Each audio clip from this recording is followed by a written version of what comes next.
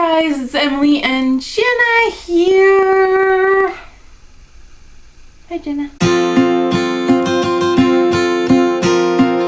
Okay, so I thought about this probably about a month and a half ago to do this, and then I finally did it, and I videotaped it because I was like, maybe I'll show you guys, maybe I won't, I don't know, we'll see how they turn out.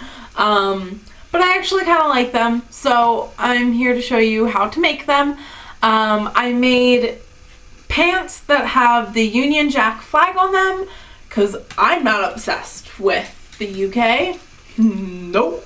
It's totally not my screensaver on my phone or my lock screen. Nope, not my phone. I don't know what you're talking about. I thought of this idea and I tried to do it as best as I could. I mean, it took me a while to get to where I got it to work, but they're really cool. Insert clip of them somewhere. I don't know. Cool. So here's what you need. So buy it and get it. Yeah, you can do it on anything. Okay, so here we go. The first thing you probably want to do is get something to reference. You want to reference picture. That really helps. And also like something that's rectangular to kind of help you with the shape. What I ended up doing was getting tape and measuring it to the other piece, which you can see right now. And that helps it be an actual rectangle and not like, I don't know, weird. So basically what you're going to do is you're going to look at your reference photo and you're going to literally tape the flag onto your pants. And I'm telling you right now, it took me a really long time to figure this out. Like, I cut off about 15 minutes of me just trying to get to this point. It was really hard. So hopefully this will make you figure it out better. I don't know. I used two different types of tape. I used a thick one, which I used for the outside, and then as you can see, I'm using a thin piece to make the design on the inside. It's up to you what you want to do. You can do it with one, you can do it with two. It doesn't really matter. Looking back in retrospect, there we go, that's a word.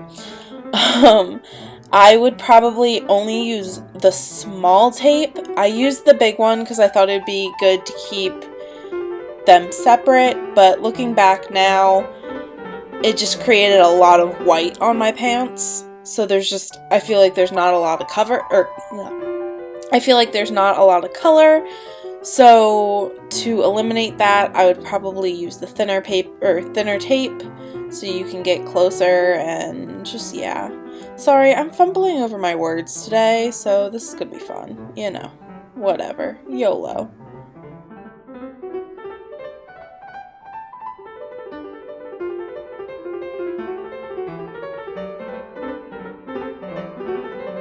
What I'm doing is creating that like cross. With the tape it overlaps and it's just easier to cut that all out, so whenever you go to tie-dye it later, you don't have to do it. Okay, here, my pants are completely taped. It's kind of hard to see, but literally they are completely covered in tape. It's ridiculous. So I took trash bags and put them inside. I did the one and then realized it completely didn't bleed through my sweatpants because they were so thick. So just, you know, whatever you think. If they're going to bleed, put something in there. If not, then go right ahead. So I have my tie-dye bottles and I'm just cleaning them so I don't get tie-dye everywhere. I'm not using gloves because I always tend to get my hands dirty anyway.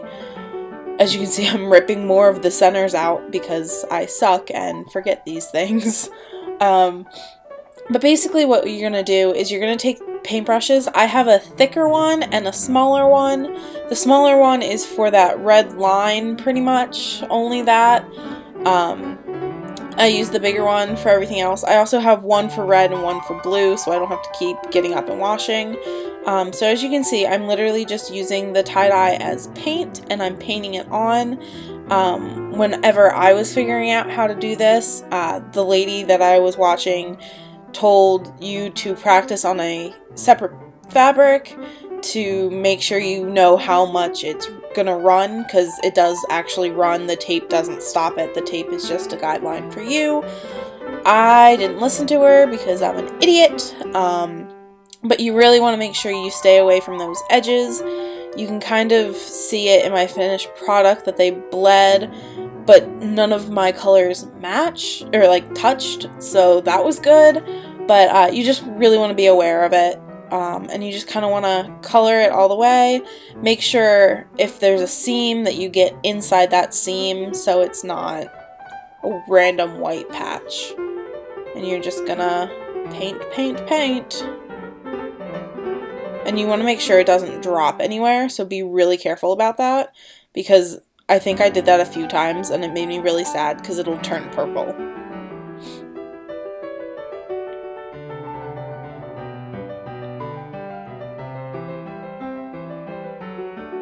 So as you can see, now I'm doing that little red strip, and you know, you want to make it red enough where you can see it and it's not pink, but you don't want to put too much dye in there because it's going to spread and it makes purple.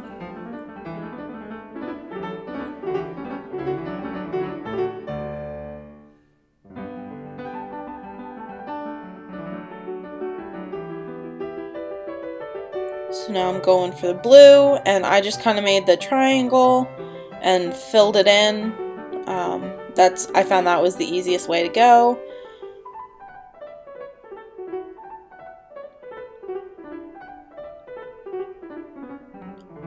It's kind of like you're coloring, just coloring in the lines.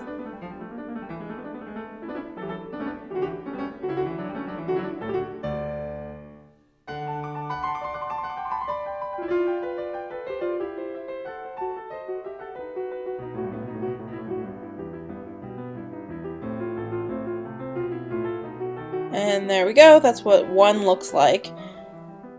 And then, you know, you just want to move it around and, again, take that center off that I always stinking forget. But yeah, you're gonna do this to everyone. Mine kind of dried quickly to a point where I could maneuver the fabric, so I could keep going and not have to wait for one to stop. Or for one to dry so I can do the rest, which was nice, but you know, because it takes time, so it dries quite nice, but you want to make sure the colors don't mix and all that stuff when you're maneuvering the fabric, because that would be bad, and again, it will turn purple, and nobody wants purple on their UK pants.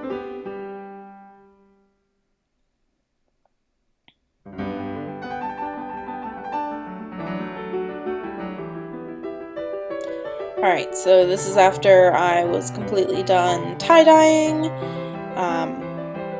They're all pretty, and then I let them sit overnight because I like to not listen to the instructions. I've had tie-dye that I literally leave for a week, just so that color really gets in. You can see right there that it blends under the tape, but honestly I was too excited to wait a week, so I had to wash them the next night. Then this is the fun part. Once they're completely dry, this is the next day. You literally rip off all of the tape.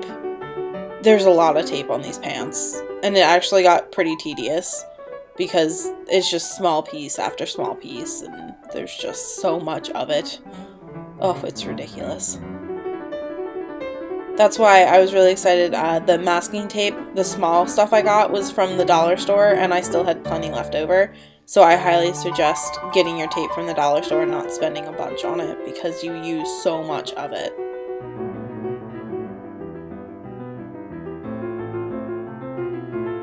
You can see my tape pile is getting larger and larger. So yay, my pants are untaped. And look at that tape ball, it's huge. Alright, now you're going to, just like any other tie-dye, you're going to wash out your color. Literally, I have no lighting in my bathroom, so this is why it looks that crappy and red. I don't know. But you're going to wash it until the water runs clear and all the dye is all out. Well, like the excess dye. That's so it doesn't bleed in the wash.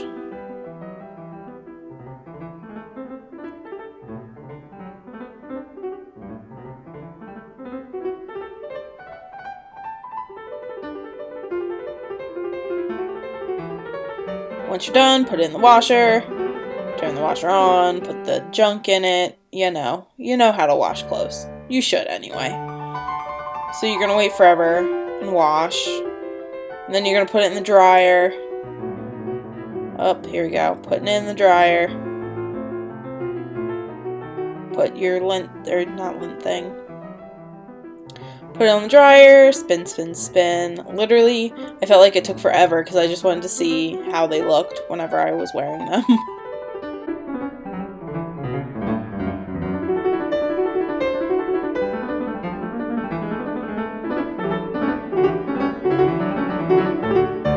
So if you have any interest in making these pants or in any other way,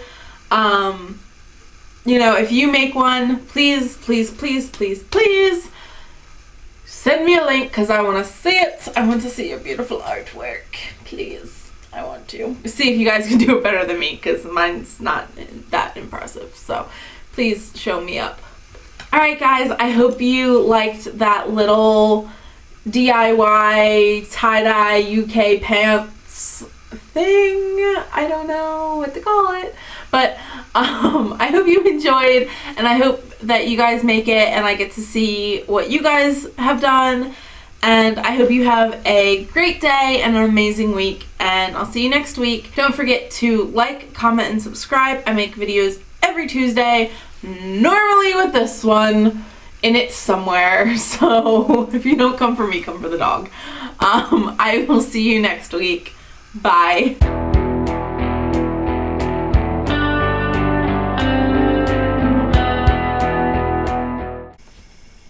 So this is what happens when I try to do projects. Dogs sit on my stuff. Yeah, you.